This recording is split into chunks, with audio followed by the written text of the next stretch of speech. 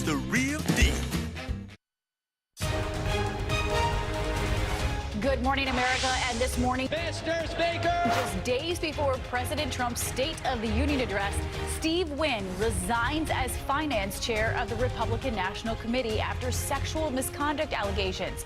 What he's saying about the charges and what will happen to his contributions. Fighting the flu, drastic efforts to stop it from spreading. Schools in at least 6 states closed tomorrow. Disinfection underway. Could this be the worst season in a decade? Dr. Ashton right here with the advice you need to keep your family safe. Actor accused. Charles in charges Scott Baio addressing allegations by actress Nicole Eggert that he molested her when she was underage. So I'm going to knock down all these false claims against me. When she says it happened, and Baio now giving his side of the story in this Facebook Live video. And reprising his role, Will Ferrell returning to late-night TV as George W. Bush, reminding everybody of the similarities and differences with Donald Trump. Back in my day, we didn't let Russians rig our elections. We used the Supreme Court like Americans. The highlights just ahead, right here. Live from ABC News in New York, this is Good Morning America.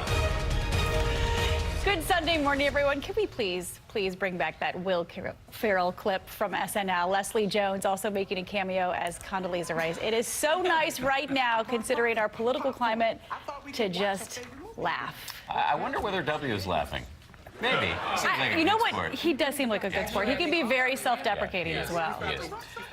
In real life, though, the current president, Donald Trump, will be delivering the State of the Union address in just 2 days. There's a live shot of the U.S. Capitol where the speech will take place. The stakes are extremely high for President Trump. He will address the nation at a time of historically low poll numbers and as a face-to-face encounter with special counsel Robert Mueller may be just weeks away. They're saying this is a chance for the president to reset, to put the focus on the robust economy and his recently passed tax cuts. The White House says the theme of the event will be, quote, building a safe, strong, and proud America. Martha Raddatz is standing by in Washington with analysis, but we begin our coverage this morning with ABC's David Wright, who's at the White House. Good morning, David.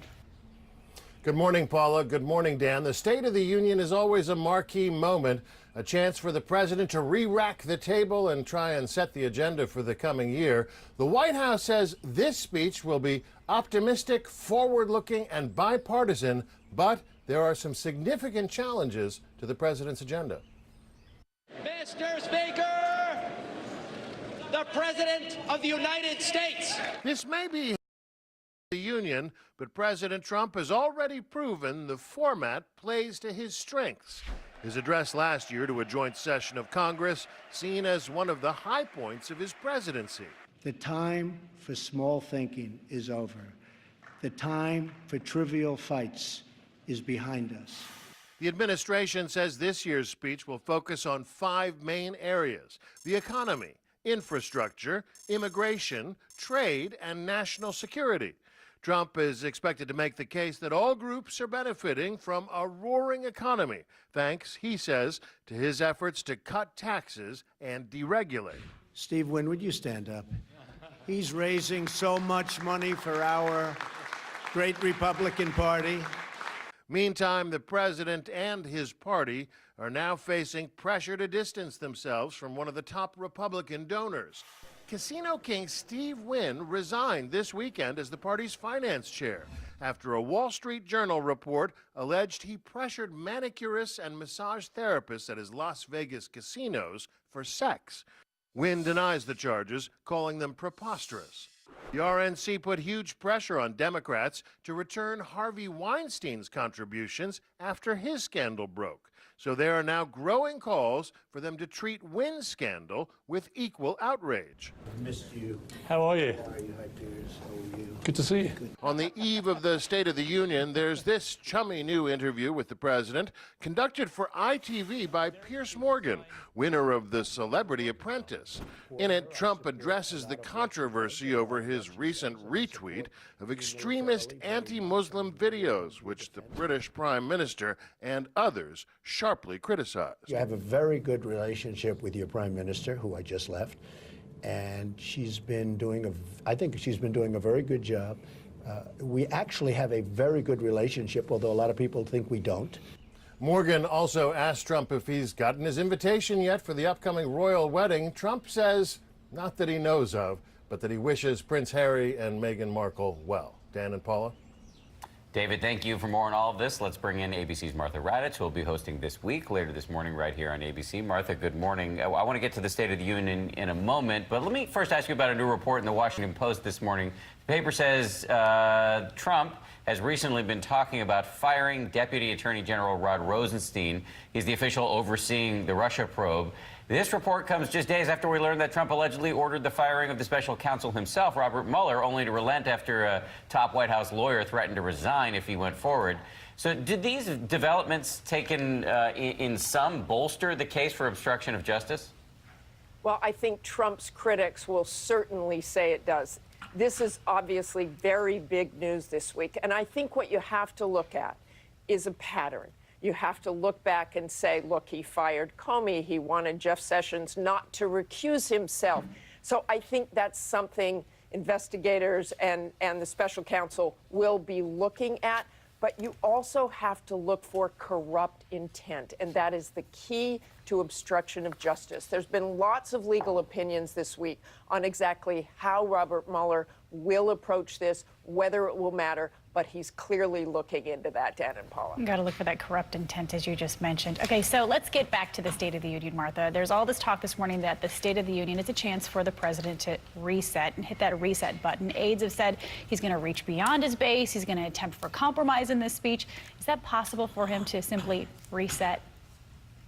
Well, I think not in one speech. He may reset for that one speech, but I think you have to go back again. Will his base love it no matter what he says? They probably will. If he's very calm, if he's very positive, those who don't particularly like President Trump might look at that and say, what a great speech, but then they'll move on, or they might say, look, he was reading from a teleprompter, other people were telling him what to do. But I do think you'll see a very positive speech from President Trump. He likes being before Congress. You get lots of applause. But just looking at David Wright's piece there and what he was saying when he spoke in front of Congress before and saying, we don't want to be divided, things pass really quickly. Things move really quickly in this town and in this country, and they might forget about that speech within a couple of days, even if they like it. You know, the last speech was well received, but the news cycle moves incredibly fast, as you said. So I want to talk about some reporting you've done that we're going to see on your show this morning. You spent the past week visiting all 4 states along the U.S. border with Mexico at a time when immigration and the wall is such a hot issue. What are people saying to you?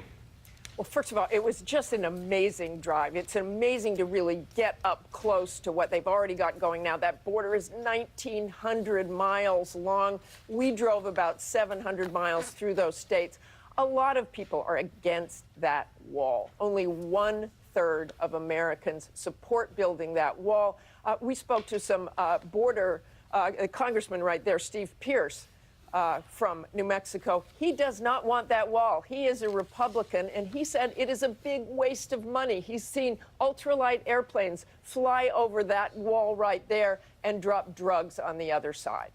Yeah, it is going to cost a lot of money, Martha. We look forward to your reporting, and we look forward to your show. We're going to let you go because we do know you have a busy morning. Martha's got a big show coming up. She's going to go one-on-one with Republican Senator Lindsey Graham for his reaction to President Trump's attempt to fire the special counsel, allegedly, and the latest on immigration. And as discussed, Martha takes us on that journey along the southern border for a first-hand look at the debate over the border wall and the fate of the Dreamers. It's all coming up on This Week later this morning right here on ABC. And we do move on now to the fallout from the case of Dr. Larry Nassar, convicted of molesting student athletes and Olympic gymnasts. The Michigan Attorney General now promising a top-to-bottom investigation at Michigan State University, where Nassar worked as a sports physician. ABC's Eva Pilgrim joining us with more. Eva, good morning. Good morning. It's one of the worst sexual abuse scandals in history. USA Gymnastics, an international powerhouse, with a disturbing secret. Resignations now beginning to come in, but the fallout, it seems, may be far from over. This morning, a special prosecutor in Michigan investigating how disgraced Dr. Larry Nassar could sexually abuse more than 150 women for over 2 decades, and no action was ever taken. No individual and no department at Michigan State University is off limits. The fallout has already begun.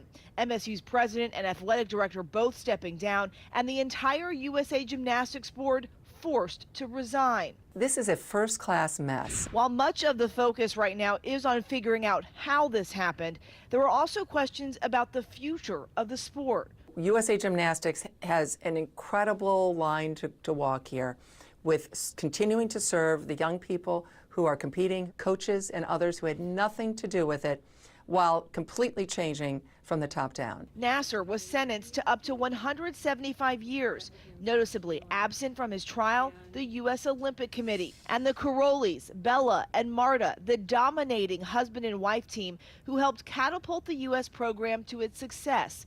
Gymnasts abused by Nasser, alleging he sexually assaulted them while they were training at the couple's Texas ranch. USA Gymnastics cutting ties with the gym as Nasser's accusers demand action. We still have to hold these organizations accountable. United States Olympic Committee, USA Gymnastics, Michigan State University, they enabled this monster. They took his side over us for so long. And the Olympic Committee basically forced the USA Gymnastics Board to resign. But these women say that is not enough. They want action. They are calling on the Olympic Committee to do a full independent investigation into this abuse to find out who knew what and when they knew it. Huge questions. Allie Raisman's so forceful in that interview on The View. I was just going to say, and some want congressional action as well. Thanks, Eva. Eva, thank you. We're going to turn now to the flu epidemic. Schools in at least 6 states will be closed tomorrow in an attempt to stop the spread of the virus. Dr. Jen Ashton is here with tips to keep your kids healthy, but we're going to start with ABC's Zachary Quiche on all those schools shutting down. Good morning, Zachary. Good morning. This intense flu season hitting schools hard as the epidemic spreads. Students, teachers, even bus drivers out sick. Some districts forced to shut down for days. This morning, the number of flu cases on the rise. Schools across the country closing, with others racing to disinfect their classrooms. More than a dozen schools in Oklahoma forced to cancel classes. We felt like at the end it was what was best for our kids. Halls empty, as many as 20% of students out with the flu. Schools in at least 11 states shutting their doors.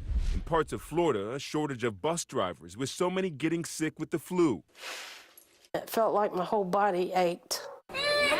And in Dallas, children of all ages administered free flu shots, more than 200 in all. Before you know it, we will be out of vaccine in places, and then it's going to be a little bit too late. The flu can go on into March and April. With 37 children already dying from the flu, experts estimate the number may actually be twice that. 49 states reporting widespread flu activity. This influenza season already on track to become the worst in nearly a decade, and the epidemic hasn't even reached its peak.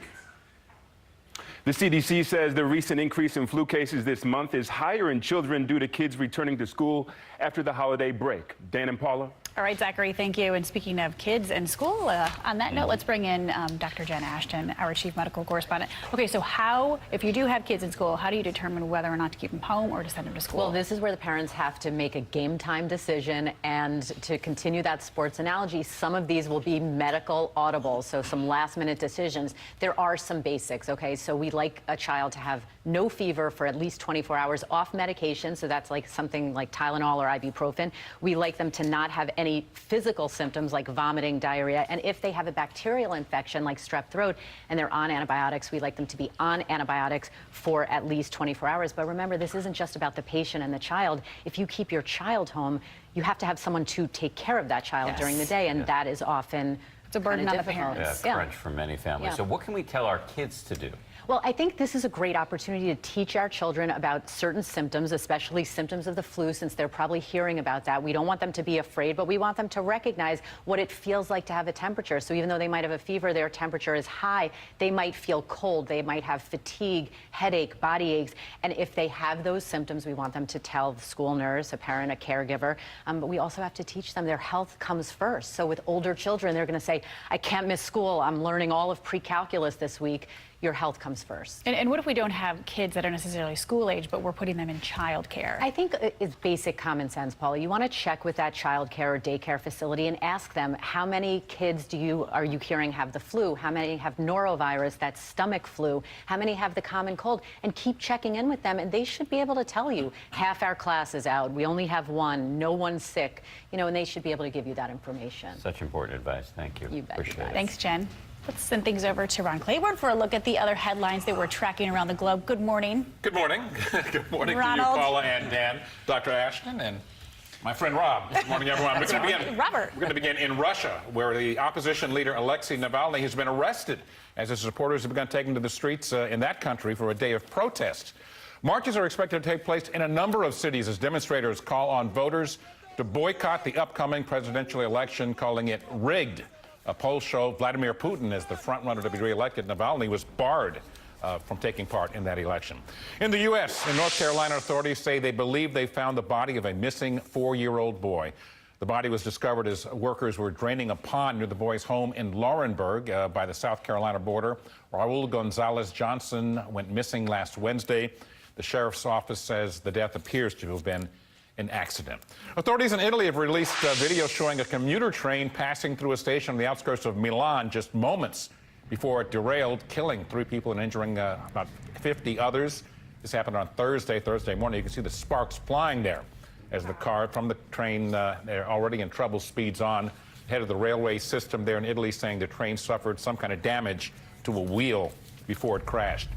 And Mort Walker, the cartoonist who penned the Beetle Bailey comic strip, has died. Walker drew his daily comic strip favorite that followed the life of a lazy soldier and his dysfunctional troop for 68 years. After it first appeared in 1950, Beetle Bailey reached some 200 million readers in 50 countries.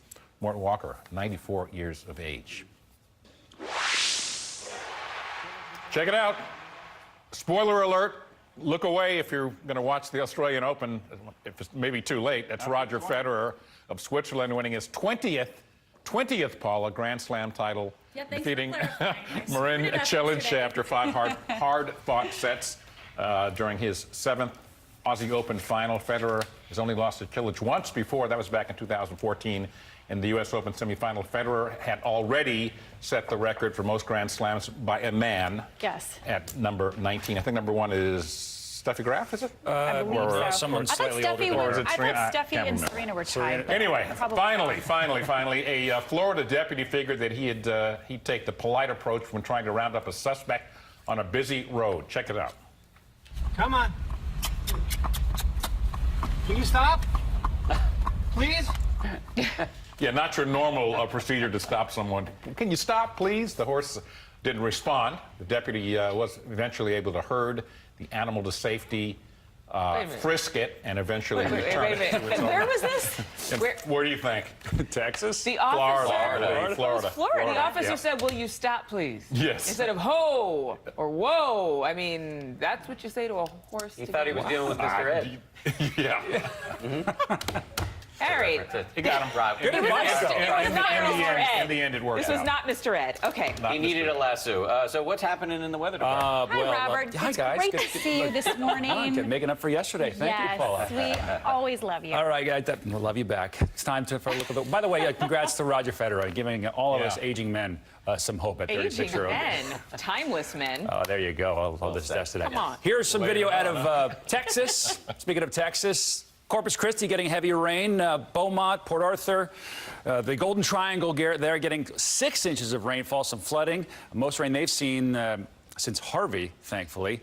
And Baton Rouge also seeing some flooding, the most rain they've seen in over a year. And New Orleans getting almost as much as Baton Rouge. So now that rain has moved off towards the east, Mobile up through Alabama. Atlanta getting up towards the northeast, and we'll see more heavy rain across southeast Georgia and northern Florida today with this system, but not quite as much as they saw in Louisiana. This thing will ride the front. A little bit of a wave developing a coastal low, trying to get into the northeast. Some winter precip expected here Monday night into Tuesday morning, and another weaker system out here tries to phase up with it, doesn't do it. So we'll see some nuisance winter snow and maybe some freezing rain and sleet come across the northeast. But everybody's going to get a piece of the colder air that'll be sliding in after the mild air today. Temperatures getting more like winter once again. That's a look at what's happening weather-wise across the nation. It's time now for your local forecast. Definitely needing the umbrella to close out the weekend. Showers continue through about lunchtime today. Notice our daytime highs hovering in the upper 40s to low 50s. As we go through the evening hours, still allowing for a scattered shower, maybe a sprinkle tomorrow morning, but then sunshine by Monday afternoon. We fall cooler on Tuesday, and we're tracking snow chances coming just in time for the morning rush. Definitely could see a few delays. We're talking anywhere between a coating to an inch possible for the D.C. metro.